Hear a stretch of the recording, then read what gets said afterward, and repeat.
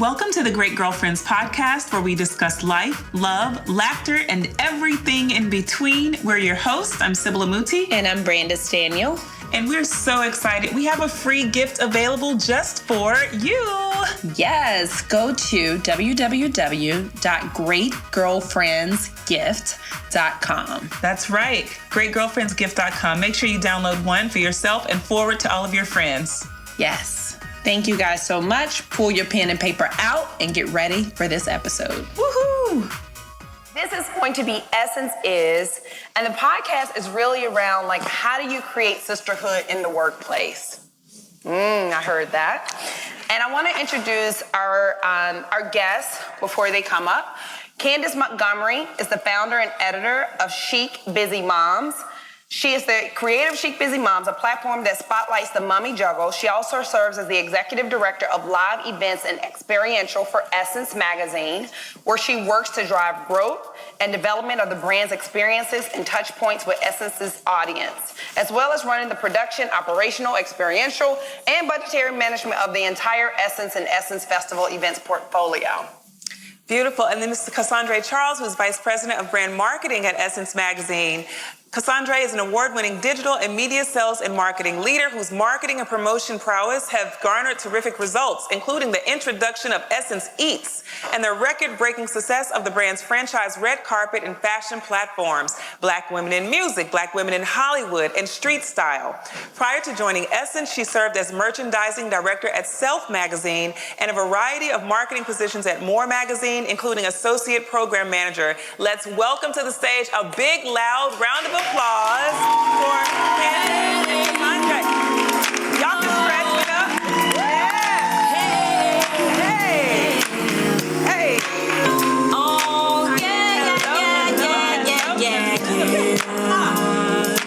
Have a seat.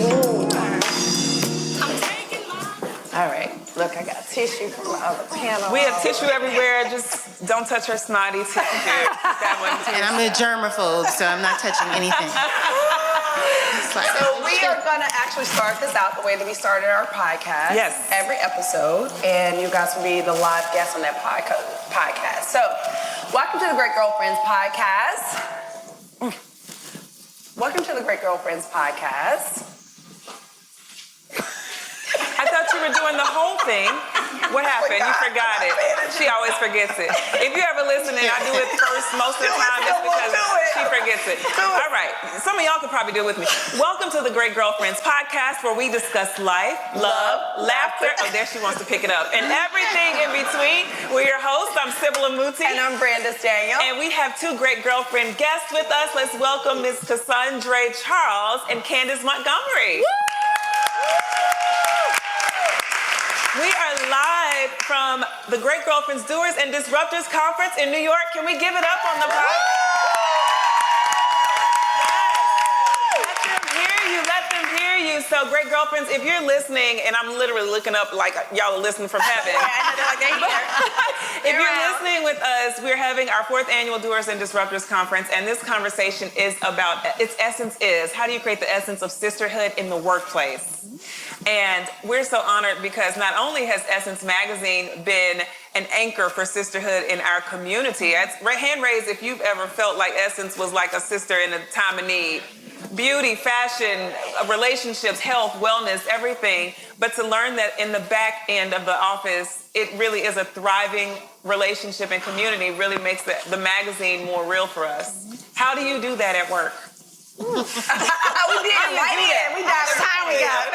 Secret sauce. I mean, I think it happened with Candace and I naturally. We started working at Essence a week apart. I started before her. She started the week after. And I'm going to tell a story that she hates. But when she started... Which story?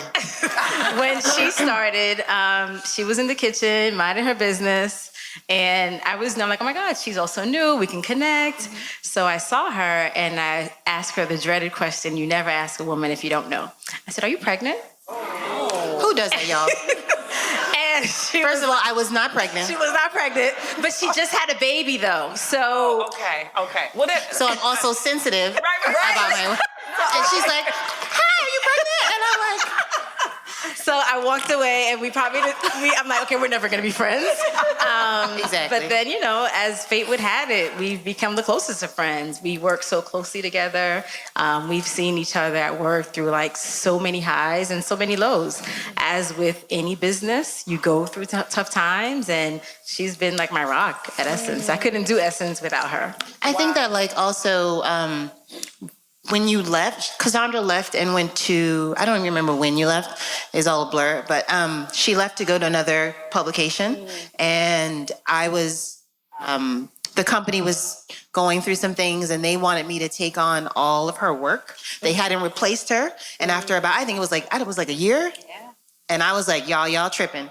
I'm not about to do my entire job and you need to replace this person, or we need to call her back. And it's literally what I did. I was like, Mayday, what are you doing?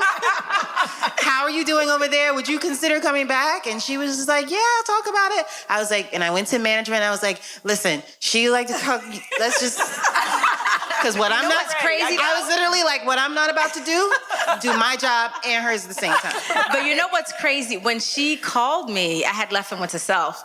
It was probably one of my worst moments that week. And it was like, God, I swear to you, because I either was gonna like probably leave on my own over there, and she called me in the midst of like craziness. It was crazy for you, and it was crazy for me. And it was just like perfect timing. And literally after she came back, I think that's when our relationship got closer.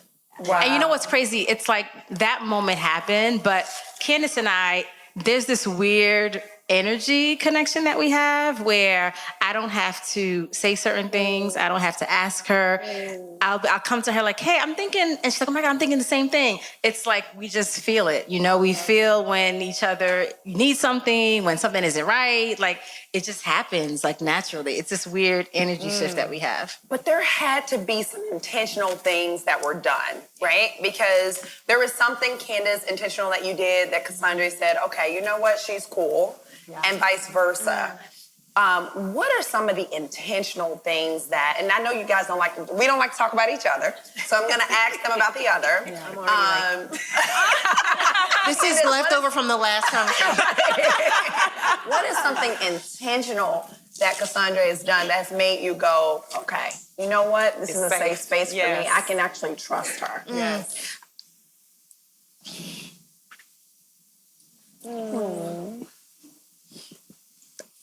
I can always call her, no matter what time of day. It could be like, want to text her, and she will always listen. Whether it's personal, professional, she will not only listen, but I'm very much like, and she's very much like, let's take a second, let's think about it. And I'm like, the clap emoji. And she's very much like, calm down, let's just think about it. And so she's like the I guess the yin to my yang. And through our professional friendship, we've become really good friends. And sisters. And I rely on her a lot. And I think that she relies on me, but we rely on each other for different things. But I think for me, she is sound. Like, she's like, don't hug me. She's not a hugger. And I am. We're so different, but like it works. And I know it's coming. Want that hug just now. I heard it coming, like, oh, I'm like, don't touch me. So we had a retreat at work, and I also I do this a lot, but I'll interrupt her thoughts. But I want you to come back to your thought. So we had a retreat at work, and everyone had their own room, but they were like, oh, Candace and Cassandra would be fine sharing a room. But now we thought we would have had 2 beds, but we had 1 bed. And I'm like a cuddler, so... So she walks in, and she's like, oh, yeah. And I was just like, I was like, oh, like this next time. Get over on your side. We literally are very different, but somehow it's like the odd couple. It somehow works. It works. It works. It works. I think I love it. And I hear you saying, because they're like, how do I make that space in my job? So many people struggle with the idea of when do you break ground? You see the person and you're like, she could make a good friend. I see it on her. How do I don't want to come too strong. You know, I don't want to be too soft. I want to make it just right so she'll know that we vibe. Like, how do I make that? Yeah. And then, that's real. right, because you want to, and then it's the workplace. So then, you know, at a certain point, you want to get comfortable enough that you can talk about what's going on and be accountable. And then you might start talking about numbers. Right? Because I think in good relationships, it's okay to say, hey, I might be going for a negotiation. So how did you know when it was safe? Yeah. And like Brandon said, you knew it was safe when you sounded bored, but what were some of the things that you knew were essential? So for me, you know, I'm the kind of friend, like, when I'm your friend, loyalty is like everything. Sometimes I can probably go overboard. Once I'm your friend, I give a lot. And it's not that I'm saying I expect everything in return, not at all, but I expect a certain level of like loyalty. And I'm loyal probably sometimes to a fault. And that is one of the biggest criterias I like assess a friend. And in the workplace, I'm very like picky or careful with who I become friends with and how close we get. Because at the end of the day, I'm there for work. If a friendship comes out of it, that's great. I think with Candace, what sealed the deal is I saw her loyalty. I saw that I could trust her. I saw that if I'm not in a meeting, she's not going to throw me under the bus. I saw that if I am in a meeting and I might have forgotten something, she'll back me up and say, you know what? You'll also say X, Y, Z. Yes. So like we support each other, and the support I saw was real. It wasn't like a fleeting, be a support when you're hot, but when you're like in the dumps at work, I'm not going to be there for you. It's whether highs or lows. That's when I knew for real, okay, she's a real one. Because it didn't matter what was happening at work. She kind of always had my back. So I trusted her. And that's the biggest value for me when it comes to friendships. I think at work, when you're working together with other people that may look like you, or there's very few of you in the workplace or of us, we often feel like it's sometimes competition. And for me, I mean, I wasn't raised that way. I wasn't raised like what the friendship model was. I was always support or be there, or I was always the resident. You know, in college, I was the designated driver. I was, you know, She's a responsible one. I was always like, She's that was like always my role. So it became natural for me. So it's not like when I came to Essence, I remember when I first got the, Essence used to be a client before I started working there. I had my own events agency. And I remember when I got offered the job, I heard like a lot of people, you sure you want to go there? I heard it's a really catty place. It's a bunch of women. Everybody's trying to, and I was like, oh geez, like would that make a bad decision? And literally I remember going there and it was the exact opposite. And I was like, I've never ever sensed anything that anyone is saying. And I think that you also get out what you put in. Yes. That's right. So I don't participate in negative chatter, and I don't participate in trying to bring somebody down. And I don't believe that I can't succeed I only can succeed by taking something from you or trying to dim your light. And I think that's only benefited me. And quite honestly, it could be happening and I could be naive to it, but I don't participate in it, so it doesn't come to me. So it's just like, I don't put out that energy and that energy isn't received. And we know that obviously we also have a unique environment.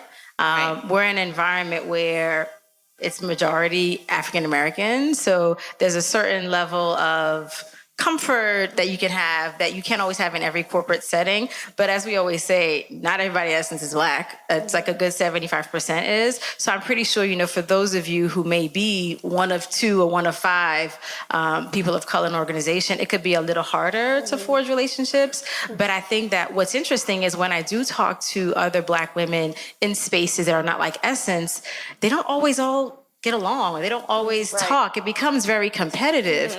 And I do hope that will somehow change. And I think it can if we just don't look at each other as a competition, but just know that if you shine, I shine, and I can support you the same way you can support me.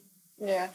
As you were talking, what I was thinking about was Jovian and what she was saying, like, what are you bringing to the space, right? Because I think what you guys the relationship is based on what you brought to the space. you brought kindness, loyalty to the space. You brought the same thing. And so you guys actually received what you were bringing to the space. Which I think is a big piece of why this works. Yeah. And I don't want it to say that we don't have our challenges. Right. We actually, the actual work that we do requires us to work together, which is more than most people have to work together. Our parts of the business are integral. Yeah. So we're forced to figure shit out, basically. Yeah. Right. We have to figure it out. Otherwise, there could potentially be loss of revenue. It doesn't work. So the entire thing fails. And so for us, we had to figure out how to create a successful work dynamic so that ultimately we could create successful programs. And we figured out through whatever the problem was, how to work through it so that it could be successful. And I think as a byproduct, our relationship became stronger because of it. And I think that we saw that, I like this person separately from what we're doing. I could actually be friends with this person. Yeah. How do you handle that? Because there are some situations that are going to come up at work that are difficult situations, or where your department has to take the blame for this, and it was, someone's idea. So has there been some practical things that you guys have learned to put in place that maybe the Great Girlfriends can kind of take and utilize, maybe some tips or some things of how you set the stage to kind of have the difficult conversations? Sure. I think that's part of our friendship, where we have to separate the friendship and the business. And when I say that is, mistakes are going to happen. And on both our areas, my team might have made a mistake, her team might have made a mistake. I think what's worked for us is that we are transparent about it. So the minute I know something's bubbling up that's going to go completely wrong, I let her know, okay, so this happened, XYZ is about to go down. Let's figure out how we can get aligned to try to fix it, be on the same accord. And we just kind of huddle and come up with a solution. The problems, we can't avoid it. It's going to come. I think we've worked well in terms of just talking through it. And we won't always agree, but we'll figure out what's the best way forward. I think two things. Over time, we had developed a process, some sort of system that everybody could, we would communicate the system or the process in advance, and people would understand that, they had steps they needed to do to get things done. It's a lot happening all the time. And without having some level of process, it could go really, really wrong. And I think that also the other thing is accountability. If just like Cassandra said, if you did it, I just need you to say you did it. Let's just figure out how we're going to fix it. Don't tell me that you didn't do it, or that because you think something bad is going to happen, or you're going to throw somebody under the bus. It's very easy for us to figure out what actually happened. So I do try to talk to my team about accountability. And I think we both do. Our teams literally have to work very closely together in order for things to actually happen. I love that. I do too. I think, one of the things that we learned, we share our transparency, we have a code word. Now, I know you remember that. We have a code word we use. So, because we're friends and we do business, but when we have to cease everything and have a moment, what do we say? Lemons.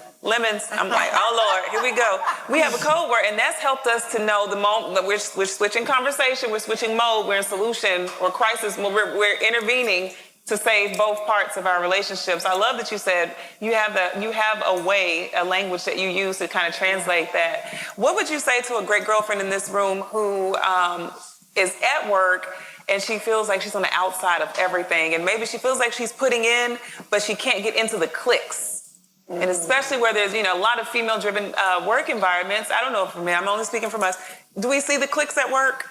And sometimes it can make things uncomfortable. They're like, yes. And let's talk about it. And you don't necessarily need to dismantle the whole clique as much as you just need to locate the ones that are right for you. Yeah. What would you say? So, it's interesting. When I started at Essence, I had never worked in Black media or the multicultural space. So coming here was a huge, culture shock. I was always one of two, one of three women of color in an organization. But when Candace started, she knew a lot of people there. I didn't know anyone. So there were a lot of existing groups. And I think for me, and that's always been, I'm one of 5 sisters. So I'm always been not trying to get into a clique. If the clique wants me and it happens, fine. If not, I got my 4 sisters. I'm gonna just go back there and like hang out with them. I've always been that person. But then at work, what started to happen is just naturally we started having conversations. I think my recommendation is you can't force your way into a clique. I think there are things you can do to try to find your tribe at work. You know, every organization, no matter how big or small, has their employee resource groups. They have, Black employees at XYZ. I think it's important to be active and join those groups and be an active participant in trying to find a tribe. But I definitely don't believe in like forcing your way into a clique. You have to just reach out to people. Hey, would you love to have coffee? And you just naturally start to build relationships. Cassandra always says that Essence was her HBCU. It's true, 'cause I didn't do any of it. I didn't go to HBCU. I didn't do a sorority, any of it. I did both. So I was there were a lot of people, like she said, that I knew when I got to work. But I agree. I never, just like I said before, never felt like I needed to, whatever that was happening, I felt like I'm just going to do what I need to do and not going to participate in XYZ that was already set up. But I felt that, if people needed support, I would offer it. If people had, there was a brainstorm that wasn't necessarily part of my department, I would join. I would try to essentially offer myself in other areas, but not try to break things down to try to insert myself into anything. And I think over time, I built relationships with people. They saw that, what I said I was going to do, I actually did. And I think just naturally built organic relationships with others that weren't competitive, that didn't seem fake, and really tried to not be, I wasn't trying to be great girlfriend to 99 other women at the organization, but try to be, a good person to the people that I had close relationships with. When I first started, the woman that hired me had literally gotten rid of the entire department before. She had hired both of us, but she had everybody was gone. There were maybe 3 people left. And she hired me to lead a department that had been, a lot of it had kind of been shaken up. And so I was coming in to direct people that were they previously had my job. And so it took some time to massage that situation and help people to understand that even though I didn't do it, they were still upset about it. And I think just me trying to be a good leader and me trying to hear them out and support the things that they wanted to do, things that they had asked me for, try to advocate for them. And I think over time, we built relationships. They could see, again, something had happened. They didn't like it, but I really wasn't the cause. But I do think she's going to advocate for me. So that's ultimately what I try to fix that relationship by advocating for my team. Yeah.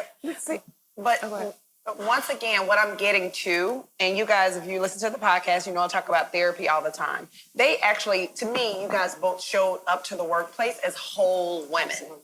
And I think that that's a big piece of why we're even having this conversation. What are some of the things you think, and because I'm sure that you guys see things going another way. What do you think are some of the things that keeps us from building a sisterhood at work? And when I say sisterhood, it's not about race. It's about you're another woman. What keeps us from connecting with just another woman at work so that we can kind of join forces and grow together? I sometimes part of it I feel like is society. I think society always pins it that women can't work well together. Women are catty when they're in the workplace. Women are XYZ. And sometimes we feed into it. We feed into it, and we may not even realize that we're bringing it to work as well. And listen, don't get me wrong. I'm not going to be naive to say that, it doesn't exist. It obviously it exists. We're not going to get along with everybody, but we're going to still be cordial and get the job done. But I think what prevents us also is past experience. Not, friendship is like any other relationship. It's a risk that you're taking. You're opening yourself, your heart to someone else, and you don't know how they're going to treat it, receive you. So it's a risk. Sometimes I believe fear is a big part of why we don't.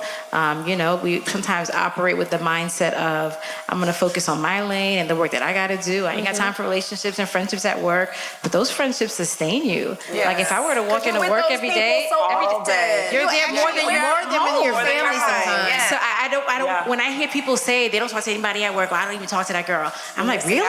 Because you're at work like 80% of the day. So how do you not talk to her? It's a lonely day. It's a lonely day. And y'all gotta be BFFs, but you gotta have some sort of relationship. So I think it's our past that comes into the workplace. Everything that we are at work is because of our past. And fear. And I think if we're a bit more open to friendships and genuine friendships, especially as we get older, it only helps our success. Oh, That's a great, I was about to say, that's a whole situation That's a whole- right there, and being open to friendships at an older age. How many people in here are open to new friendships? Honestly. Be honest. Okay. Be honest. So, You know what's crazy, girl? I know some of y'all got a no new friends rule because I used to have it. Everybody here open to new friendships because y'all at the Great Girlfriends Conference or on a regular day. well, you know what? Let's rephrase the question. How many of you are open to new friendships without terms and conditions?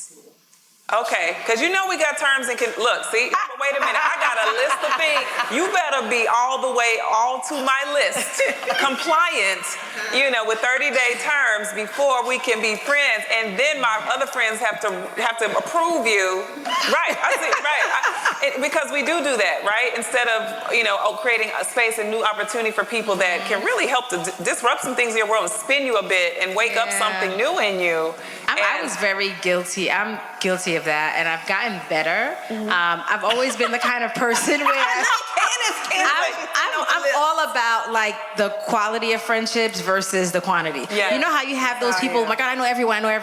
I don't care to know everybody, but I care to have solid friends, solid relationships. So if that's just 5 people, I'm cool. Because you'll wear yourself thin knowing the world. I'm not, but so whenever Candace and I, sometimes she'll bring new people and new friends to the space. And y'all caught that, right? She got the term sheet. This one has the term sheet. I'm like, so let's say we're having lunch, and I'm walking in, I see a new face. I'll text her, who's that? Why? You didn't tell me why you got a new person in our space.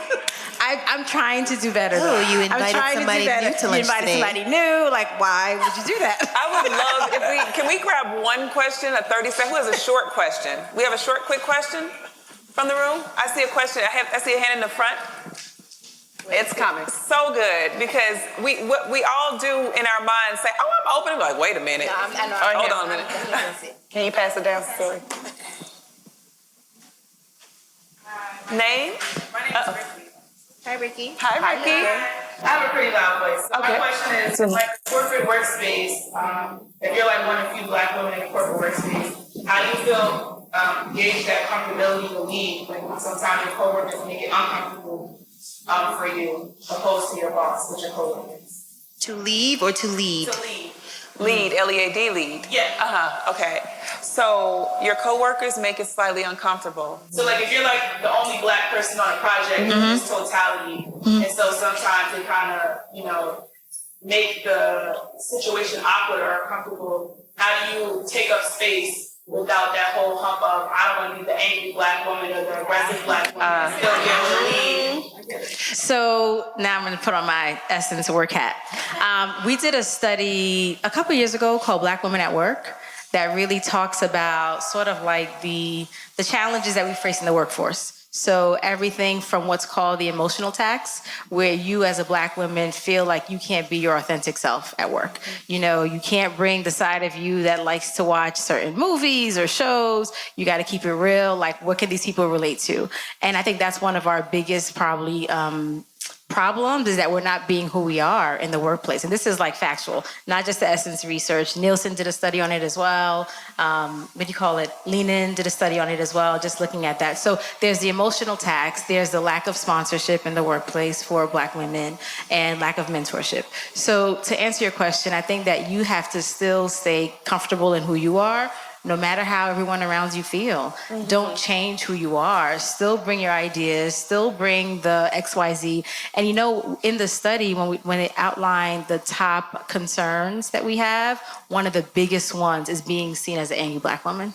Like the literal statement from consumers that were surveyed, that were spoken to in focus groups. The biggest hurdle for Black women is we're so afraid of being seen as the angry Black women. But if you're stating facts or giving an idea, there's nothing angry about that. Absolutely. If someone else receives it in that way, that's their problem, not yours. So I think it's important if you're contributing to the project, you are contributing to the project. How someone else feels when it comes to whether you're an angry Black woman, that don't mean your work will speak for itself. So I say you focus on the work. You try to build relationships, but it's not going to always succeed. I do believe in having honest one-on-one conversations with people, and there are ways to have those conversations without folks getting defensive or what have you. Yesterday, we had a client meeting. And this is a Black woman, but she's the only Black person at a very big organization. And she was saying to us how her and her colleagues both took their kids to see Frozen. And when they got back to work, her colleague was like, oh my God, what did you think about Frozen? And she was saying how she loved it. It was so diverse and they had a Black cast and blah, blah, blah. And he said, but that wouldn't really happen in real life. And she was like, what? So would a talking snowman happen in real life from Frozen? Like, he was so focused that it had a diverse cast, and it's a cartoon. Wow. But you had a talking snowman in Olaf, but that was okay. That was okay. But you're worried that you had a Black cast, but there was talking stuff. So, and she was like, you have to take some moments as teachable moments too. You know, people will say things not always because it's racist or whatever. Sometimes it's just pure ignorance of not knowing. So I'm rambling, but I say enough to say you have to stay true to who you are, because research shows that we are not staying true to ourselves in the corporate setting, and we have to, or else we're not going to win.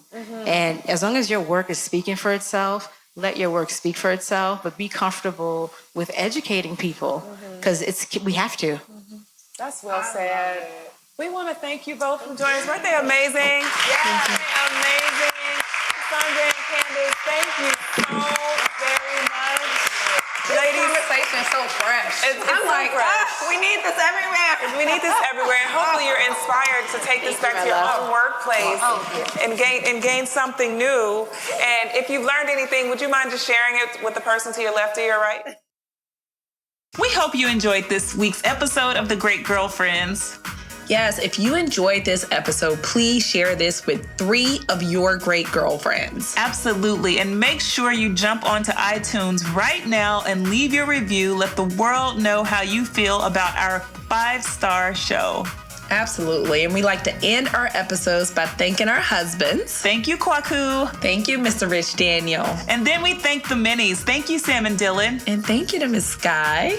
And thank you, great girlfriends, for trusting us as your go-to source for everything life, love, and laughter. Make sure you listen each Wednesday on iTunes, Stitcher, Podcast Bean, Podcast Republic, iHeartRadio, Spotify, and every other podcasting service. Yes, and please check us out on our social. You can follow us on Instagram, The Great Girlfriends, on Twitter, _GreatGFS, on Facebook, The Great Girlfriends. and please do join our Facebook group with over 16,000 great girlfriends. Yay! And that is The Great Girlfriends. awesome. Make sure you post your questions online, share with your friends, Keep listening and keep being a great girlfriend. I'm Sybil, I'm Brandis. and we're signing off. Peace.